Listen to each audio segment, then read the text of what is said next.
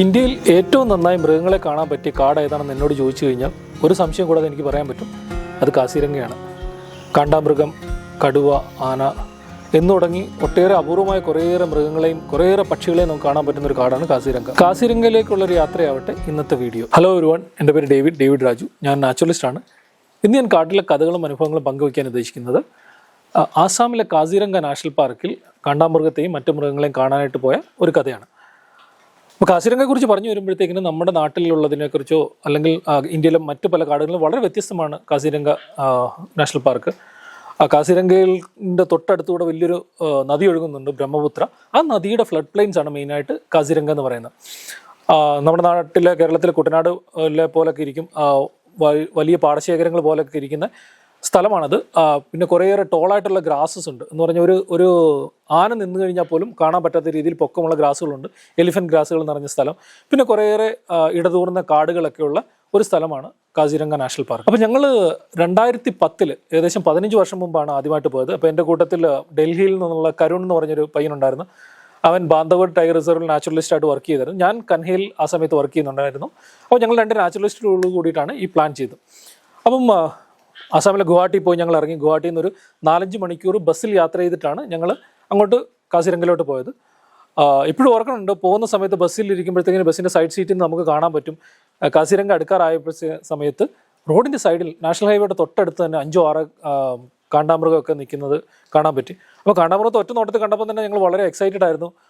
നല്ല വലിപ്പമുള്ള മൃഗമാണ്, നല്ല ബ്രൗൺ കളറുള്ള വലിപ്പമുള്ള മൃഗം, നല്ല കൊമ്പൊക്കെ നല്ല നീളമുള്ള, തൊട്ടടുത്ത് തന്നെ കാണാൻ പറ്റി. ഞങ്ങളപ്പം ചെന്നിറങ്ങിയ സ്ഥലം എന്ന് പറഞ്ഞാൽ കാസിരംഗ ഒരു 4-5 സോണായിട്ട് തിരിച്ചിട്ടുണ്ട്. അവിടെ മെയിനായിട്ടുള്ള സോൺ എന്ന് പറയുന്നത് സെൻട്രൽ സോൺ കൊഹ്റ എന്ന് പറയുന്ന സ്ഥലമാണ്. അപ്പോൾ കൊഹ്റയിലാണ് ഞങ്ങൾ താമസിക്കുന്നത്. കൊഹ്റയിൽ പോയി ബസ് ഇറങ്ങിയിട്ട് അവിടെ നിന്നൊരു 10-200 മീറ്റർ ദൂരെയുള്ളൊരു ഹോം സ്റ്റേയിലാണ് ഞങ്ങൾ താമസിച്ചത്. ഞാൻ സാധാരണ യാത്ര ചെയ്യുന്ന സമയത്ത് പ്രത്യേകിച്ച് കാട്ടിലൊക്കെ യാത്ര ചെയ്യുന്ന സമയത്ത് കാടിന് ഗേറ്റിന് തൊട്ടടുത്തുള്ള സ്ഥലത്താണ് താമസിക്കാൻ പ്രിഫർ ചെയ്യുന്നത്. സാധാരണ നമുക്ക് നടന്നു പോകാനുള്ള ദൂരത്ത് തന്നെ. അപ്പോൾ ഞങ്ങൾ അന്ന് രാത്രി അവിടെ താമസിച്ചു. പിറ്റേ ദിവസം രാവിലെ ഞങ്ങൾ 6:30 ആയപ്പോഴത്തേക്കും റെഡിയായി. സഫാരി സ്റ്റാർട്ട് ചെയ്ത് 7:30 അതിനു മുമ്പ് എലിഫൻറ്റ് സഫാരി ഉണ്ട്. അപ്പോൾ ഞങ്ങളോടത്ത് 2 ദിവസം കഴിഞ്ഞിട്ട് എലിഫൻറ്റ് സഫാരി ചെയ്യാം. അത് ആദ്യം നമ്മൾ ജീപ്പ് സഫാരി ചെയ്യാനായിട്ട് രാവിലെ റെഡി ആയിട്ട് 7:30 ആയപ്പോൾ പോയി എൻട്രി ടിക്കറ്റൊക്കെ എടുത്തു.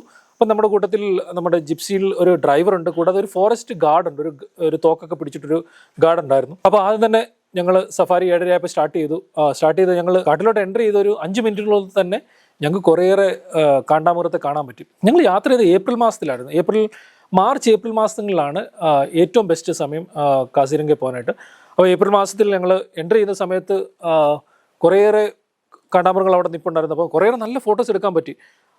വണ്ടിയുടെ തൊട്ടടുത്ത് തന്നെ കാണ്ടാമൃഗത്തെ കാണാൻ പറ്റി. ഞങ്ങൾ പടം എടുത്തുകൊണ്ടിരിക്കുന്ന സമയത്ത് തന്നെ ഞങ്ങൾ സാധാരണ സെൻട്രലിൻ്റെയൊക്കെ ഒരു കടുവയോ പുലിയോ ഒക്കെ കാണുന്ന സമയത്ത് നമ്മൾ എന്താ ചെയ്യുന്നത് വെച്ചാൽ വണ്ടി സ്വിച്ച് ഓഫ് ചെയ്തിടുമ്പോഴത്തേക്കും നമുക്ക് സൗണ്ടൊന്നും ഇല്ല, നന്നായിട്ട് കാണാൻ പറ്റും. പക്ഷേ ഈ സമയത്ത് ഇവർ കാണ്ടാമൃഗത്തെ കാണുന്ന സമയത്ത് വണ്ടിയുടെ ഡ്രൈവർ ഒരിക്കലും വണ്ടി ഓഫ് ചെയ്യുന്നില്ല. അപ്പോൾ നമ്മൾ ചോദിച്ചു, എന്താ ഏട്ടാ ഈ വണ്ടി എന്താ ഓഫ് ചെയ്തിട്ടുള്ളത്? അപ്പം പറഞ്ഞ് കാണ്ടാമൃഗം എന്ന് പറഞ്ഞാൽ ഇച്ചിരി ഷോർട്ട് ടെമ്പേർഡാണ് എന്ന് പറഞ്ഞാൽ ഇച്ചിരി ദേഷ്യക്കാരനായിട്ടുള്ള ഒരു മൃഗമാണ്. ചില സമയത്തൊക്കെ അവിടെ ജിപ്സിയൊക്കെ ഓടിക്കാറുണ്ട്. കാണ്ടാമൃഗത്തിൻ്റെ തൊട്ടടുത്ത് ജിപ്സി എത്തിക്കഴിഞ്ഞാൽ ഇവർ ജിപ്സിയുടെ പുറകെ ഓടി വരാറൊക്കെ ഉണ്ട്. അപ്പോൾ അതുകൊണ്ടൊക്കെ ഇവർ വണ്ടി ഒരിക്കലും ഓഫ് ചെയ്യാറില്ല. നമ്മുടെ കാണ്ടാമൃഗം എന്ന് പറഞ്ഞാൽ വളരെ യുണീക്കായിട്ടുള്ള ഒരു മൃഗമാണ്. നമ്മുടെ മറ്റു കാടുകളിലുള്ള മൃഗങ്ങളെ അപേക്ഷിച്ചിട്ട് ഇത് വളരെ വ്യത്യസ്തമാണ്. ഇതിൻ്റെ പേര് ഗ്രേറ്റർ വൺ ഹോൺ റൈനോ എന്നാണ് പേര് പറയുന്നത്, അല്ലെങ്കിൽ ഇന്ത്യൻ റൈനോസറസ് എന്നും പറയാറുണ്ട്. നമ്മുടെ കാണ്ടാമൃഗത്തെക്കുറിച്ച് പറഞ്ഞു വരുമ്പോഴത്തേക്കിന് നിങ്ങൾക്കറിയാമോ, ഏഷ്യയിൽ നമുക്ക് 3 സ്പീഷീസ് കാണ്ടാമൃഗമുണ്ട്. ഗ്രേറ്റർ വൺ ഹോൺ റൈനോ അല്ലെങ്കിൽ ഇന്ത്യൻ റൈനോ, പിന്നെ ഒരു ജാവൻ റൈനോ, അതിന് ലെസർ വൺ ഹോൺ റൈനോ എന്ന് പറയും, പിന്നെ സുമാത്രൻ റൈനോ. ഈ 3 സ്പീഷീസാണ് ഉള്ളത്. പിന്നെ ആഫ്രിക്കയിൽ 2 സ്പീഷീസ് ഉണ്ട്, ബ്ലാക്ക് റൈനോ, വൈറ്റ് റൈനോ. ഇങ്ങനെ 5 സ്പീഷീസാണ് ലോകത്തുള്ളത്. ഏഷ്യയിൽ കാണുന്ന ഈ 3 സ്പീഷീസുകളും നമുക്ക് ഇന്ത്യയിൽ ഉണ്ടായിരുന്നു നേരത്തെ. ഇന്ത്യയിലെ നോർത്ത് ഈസ്റ്റേൺ സംസ്ഥാനങ്ങളിൽ ജാവൻ റൈനോയും സുമാത്രൻ റൈനോയും പിന്നെ ഇപ്പോൾ കാണുന്ന ഗ്രേറ്റർ വൺ ഹോൺ റൈനോ ഉണ്ടായിരുന്നു. പക്ഷേ 100 വർഷങ്ങൾക്ക് മുമ്പേ അതൊക്കെ ഓൾറെഡി അപ്രത്യക്ഷമായ എക്സ്റ്റെൻഡ് ആയി പോയ റൈനോ ആണ്. ഇപ്പോൾ അതിനെ കാണാൻ പറ്റുന്ന സുമാത്രയിലും ഇന്തോനേഷ്യയിലും ഒക്കെയാണ് ആ റൈനോസിനെ കാണാൻ പറ്റുന്നത്. അപ്പോൾ ഇതിൻ്റെ മെയിൻ പ്രത്യേകത എന്ന് പറഞ്ഞാൽ ഇതിനൊരു കൊമ്പുണ്ടെന്നുള്ളതാണ്. അത് വൺ ഹോൺ റൈനോ, ഒരു ഒറ്റ കൊമ്പാണ്. ആഫ്രിക്കയിലുള്ള 2 കാണ്ടാമൃഗത്തിന് 2 കൊമ്പുകളുണ്ട്. White റൈനോയ്ക്കും black റൈനോയ്ക്കും 2 കൊമ്പുകളുണ്ട്. പക്ഷേ നമ്മുടെ നാട്ടിലുള്ള ഇന്ത്യൻ റൈനോയ്ക്ക് 1 കൊമ്പ് മാത്രമേ ഉള്ളൂ. അപ്പോൾ ആ കൊമ്പിനുണ്ട് പ്രത്യേകത. നമ്മൾ കൊമ്പെന്ന് പറയുമ്പോൾ ഉദ്ദേശിക്കും നമ്മുടെ ആനയ്ക്കുള്ള കൊമ്പുകളുള്ള കൊമ്പാണെന്നൊക്കെ. അതല്ല, അല്ലെങ്കിൽ വളരെ വ്യത്യസ്തമാണിത്. സാധാരണ ഈ കൊമ്പ്, കാണ്ടാമൃഗത്തിൻ്റെ കൊമ്പ് ഉണ്ടായിരിക്കുന്നത് കെരാറ്റിൻ എന്ന് പറഞ്ഞൊരു വസ്തുവാണ്. കെരാറ്റിൻ എന്ന് പറയുന്നത് നമ്മുടെ തലമുടിയും നമ്മുടെ നെയിലൊക്കെ ഇല്ല, നമ്മുടെ നഖമൊക്കെ, അതുകൊണ്ടുള്ള ആണ് ഇതിൻ്റെ കൊമ്പ് ഉണ്ടായിരിക്കുന്നത്. അപ്പോൾ ആ കൊമ്പിനൊക്കെ തന്നെ ചൈനീസ് മെഡിസിനിലൊക്കെ വളരെ വിലയാണ് ഇതിന്. അവർ മെഡിസിൻ ഉണ്ടാക്കാൻ വേണ്ടിയിട്ടൊക്കെ ഇവർ കാണ്ടാമൃഗത്തെ കൊന്നിട്ട് ഇതിൻ്റെ കൊമ്പുകളൊക്കെ എടുക്കാറുണ്ട്.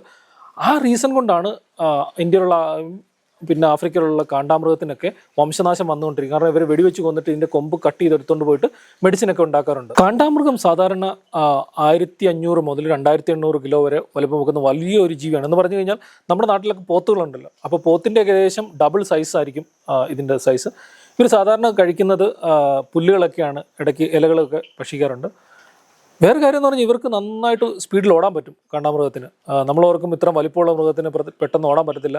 നിങ്ങൾ യൂട്യൂബിലൊക്കെ ചെന്ന് നോക്കിക്കഴിഞ്ഞ് കഴിഞ്ഞാൽ റൈനോ ചേസിങ് എന്ന് പറഞ്ഞ വീഡിയോ ഒക്കെ നോക്കിക്കഴിഞ്ഞ് കഴിഞ്ഞാൽ കാണാം ജിപ്സിയുടെ ഒക്കെ പുറകിൽ ഈ കാണ്ടാമൃഗമൊക്കെ പാഞ്ഞു വരുന്നതായിട്ട് വീഡിയോ കാണാനായിട്ട് പറ്റും. കാണ്ടാമൃഗത്തിന് കട്ടിയുള്ള പടച്ചട്ട പോലുള്ള തോലുകളാണുള്ളത്.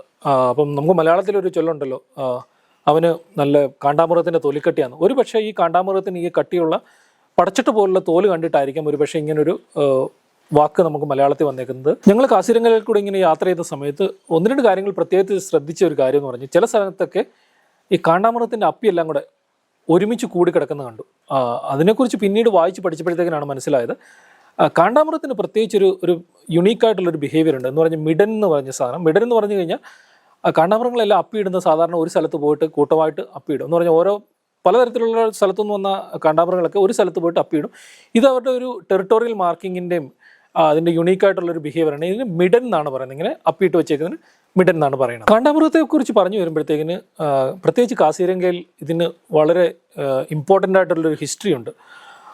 1904 ലേഡി കർസൺ, അന്ന് ഇന്ത്യയുടെ വൈസ്രോയി ആയിരുന്ന ലോർഡ് കർസൻ്റെ വൈഫ് ലേഡി കർസൺ കാസിരംഗയിൽ കാണ്ടാമൃഗത്തെ കാണാനായിട്ട് പോയി. അപ്പോൾ 2-3 ദിവസമൊക്കെ അവിടെ താമസിച്ച് കുറേ പ്രാവശ്യം അതിലെല്ലാം പോയിട്ടും അവർക്ക് കാണ്ടാമൃഗത്തെ കാണാൻ പറ്റില്ല. അപ്പം അവരെന്താ ചെയ്യുന്നത്, തിരിച്ചു വന്നിട്ട് അന്നത്തെ വൈസ്രോയി ആയിരുന്ന അദ്ദേഹത്തിന് അവരുടെ ഹസ്ബൻഡിനോട് ചെന്നിട്ട് പറഞ്ഞു, കാസിരംഗയിൽ ഞാൻ പോയിട്ട് എനിക്കൊരൊറ്റ കാണ്ടാമൃഗത്തെ പോലും കാണാൻ പറ്റിയിട്ടില്ല. അപ്പം നമ്മൾ ഈ കാണ്ടാമൃഗത്തെ ഇപ്പോൾ സംരക്ഷിച്ചില്ലെങ്കിൽ ഇതിൻ്റെ വംശം പൂർണ്ണമായിട്ട് ഇല്ലാതാകുമെന്ന് പറഞ്ഞു. അപ്പോൾ അത് കേട്ടിട്ടാണ് അദ്ദേഹം 1905 ആ കാസിരംഗയുടെ ഏകദേശം 232 സ്ക്വയർ കിലോമീറ്റർ പ്രൊട്ടക്റ്റഡ് ഏരിയ ആയിട്ട് കൺസർവേഷൻ റിസർവ് ആയിട്ട് അദ്ദേഹം പ്രഖ്യാപിച്ചു. അങ്ങനെയാണ് കാസിരംഗ റിസർവ് കാണ്ടാമൃഗത്തെ പ്രൊട്ടക്ട് ചെയ്യാനായിട്ട് ഉണ്ടായത്. പിന്നീട് കുറേയേറെ നാളുകൾ കഴിഞ്ഞപ്പോഴത്തേക്കിന് ബ്രഹ്മപുത്രയുടെ ഫ്ലഡ് പ്ലെയിനിലുള്ള കുറേ സ്ഥലങ്ങളോട് കൂട്ടിച്ചേർത്തിട്ടാണ് ഈ പ്രൊട്ടക്റ്റഡ് ഏരിയ ആയിട്ട് കാസിരംഗ വലിയൊരു സാങ്ച്വറി ആയിട്ട് പിന്നീട് അവർ ഡിക്ലെയർ ചെയ്തു. അപ്പം ആ ലേഡി കർസൺ എന്ന് പറഞ്ഞൊരു ലേഡി കാരണമാണ് ആക്ച്വലി ഇന്ത്യയിൽ കാസിരംഗയിൽ കാണ്ടാമൃഗത്തിൻ്റെ എണ്ണം വർദ്ധിക്കാനും കാണ്ടാമൃഗം ഇപ്പം ഏകദേശം ഒരു 2600-ലധികം കാണ്ടാമൃഗങ്ങളൊക്കെ ഉണ്ട്. അതിനെല്ലാം നമ്മൾ നന്ദി പറയേണ്ടത് ആ ലേഡി കർസറിനോടാണ്. ഇതൊക്കെയാണ് കാണ്ടാമൃഗത്തെക്കുറിച്ചുള്ള കുറച്ച് കാര്യങ്ങൾ. കാണ്ടാമൃഗത്തെക്കുറിച്ച് പറഞ്ഞു വരുമ്പോൾ തന്നെ ആഫ്രിക്കയിൽ അവർ ബിഗ് 5 എന്ന് പറയാറുണ്ട്. ഒരു മെയിനായിട്ട് യുണീക്കായിട്ടുള്ള 5 മൃഗങ്ങളുണ്ട്.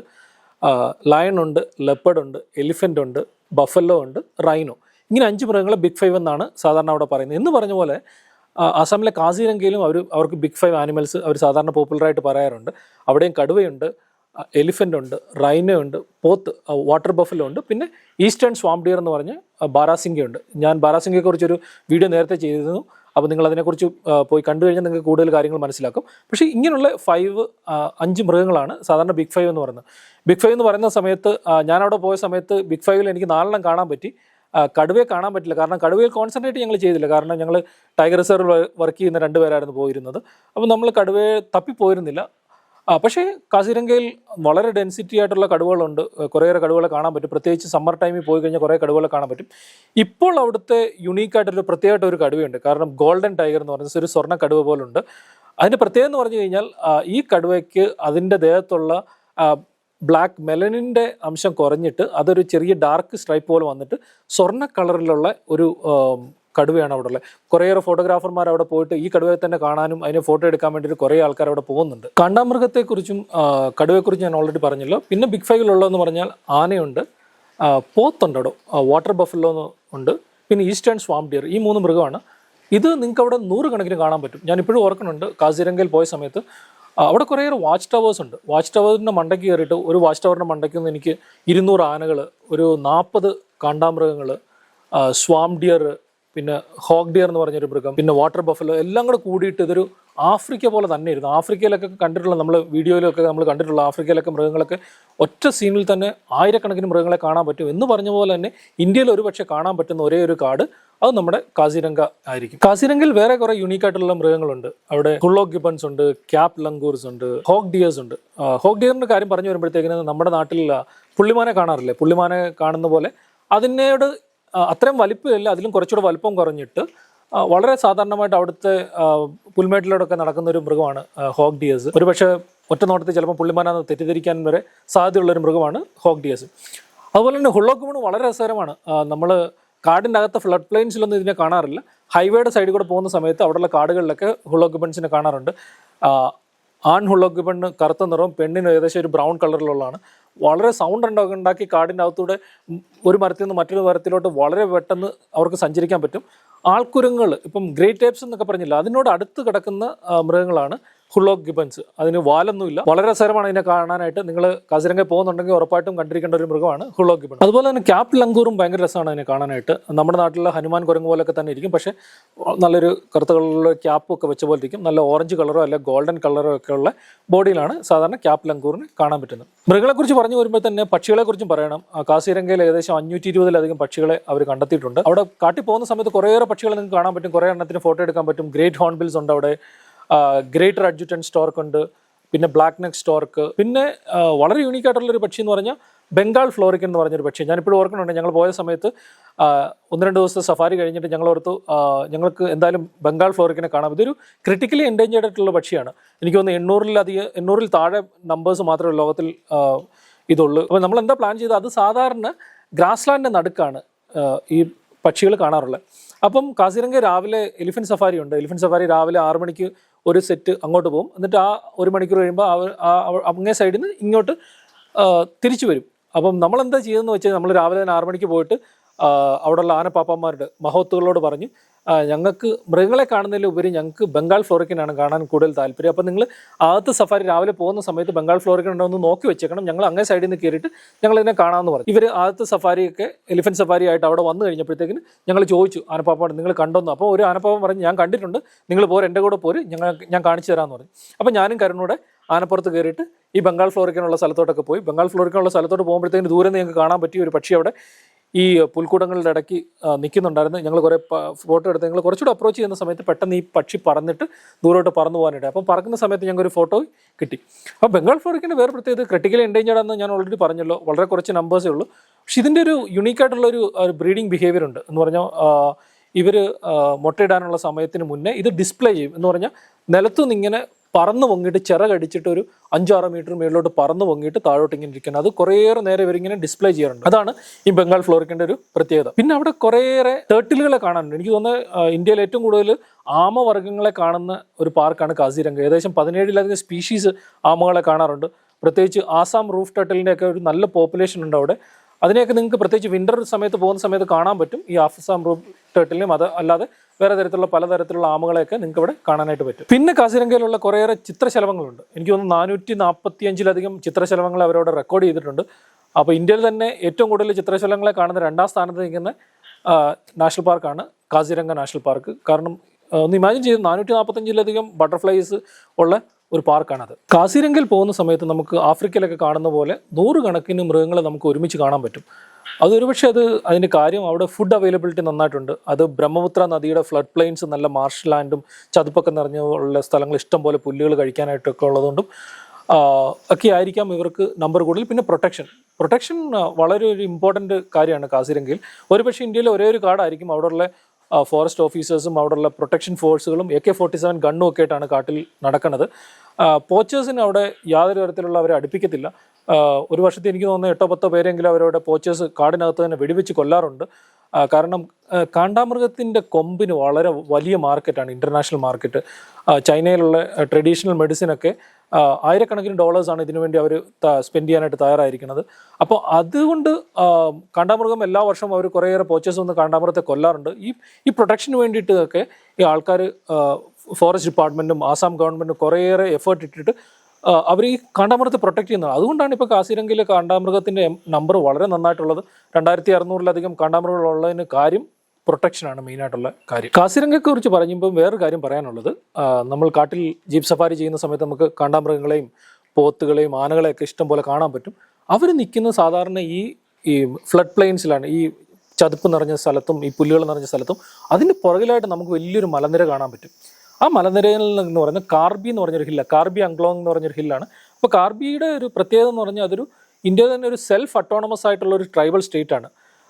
അവിടെ ഈ കാസിരംഗയിൽ മഴക്കാലത്ത് മൺസൂൺ സമയത്ത് മൊത്തം വെള്ളം കയറുന്ന പറയും, ഫ്ലഡ് ആകുന്ന സമയത്ത് ഈ കാസിരംഗയിലുള്ള മൃഗങ്ങൾ മൊത്തം ഈ കാർബി ഹില്ലിലോട്ടാണ് ഓടി രക്ഷപ്പെടുന്നത്. ഇതൊക്കെയാണ് കാസിരംഗയിലെ വിശേഷങ്ങൾ. നിങ്ങൾ കാട്ടിൽ പോകാൻ താല്പര്യമുള്ളവരാണെങ്കിൽ കാസിരംഗയിൽ നിങ്ങൾ ഉറപ്പായിട്ടും പോയിരിക്കണം. കാരണം ഇന്ത്യയിലെ ഏറ്റവും ബെസ്റ്റ് കാടുകളിലൊന്നാണ്. പോകുന്ന സമയത്ത് 1-2 കാര്യങ്ങൾ മനസ്സിൽ വെക്കേണ്ടത്, മാർച്ച് ഏപ്രിൽ മാസങ്ങൾ, മാർച്ച് മാസത്തിൽ അവിടെ ആ ഗ്രാസ് ലാൻഡൊക്കെ അവർ തീയിട്ട് കഴിയുമ്പോഴത്തേക്കിന് വിസിബിലിറ്റി നല്ലതായിരിക്കും. ഡിസംബർ ജാനുവരി അല്ലെങ്കിൽ ഒക്ടോബർ നവംബർ മാസങ്ങളിലൊക്കെ പോയി കഴിഞ്ഞാൽ ഈ എലിഫന്റ് ഗ്രാസ് ഒക്കെ വളർന്നു നിന്നുകൊണ്ട് വിസിബിലിറ്റി ഒക്കെ കുറവായിരിക്കും, ആനിമൽസിൻ്റെ നമ്പർ കാണുന്നത് കുറവായിരിക്കും. പക്ഷേ അതേസമയം മാർച്ച് മാസങ്ങളിലും ഏപ്രിൽ മാസം ആദ്യമൊക്കെ പോയി കഴിഞ്ഞാൽ ആനിമൽസിൻ്റെ എണ്ണം കുറേ കാണാൻ പറ്റും. അതുപോലെ തന്നെ അവിടെ ഒരു 5 സോൺ ഉണ്ട്. അപ്പം വിസിറ്റ് ചെയ്യാൻ ശ്രമിക്കുക. പല സോണുകളിലും സെൻട്രൽ സോണും ഈസ്റ്റേൺ സോണും വെസ്റ്റേൺ സോണും ഒക്കെ വിസിറ്റ് ചെയ്യാൻ ശ്രമിക്കുക. പിന്നെ അവിടെ പൻബാരി എന്ന് പറഞ്ഞൊരു സ്ഥലമുണ്ട്, അവിടെ ബേർഡിങ്ങിന് അലോ ചെയ്തിട്ടുണ്ട്.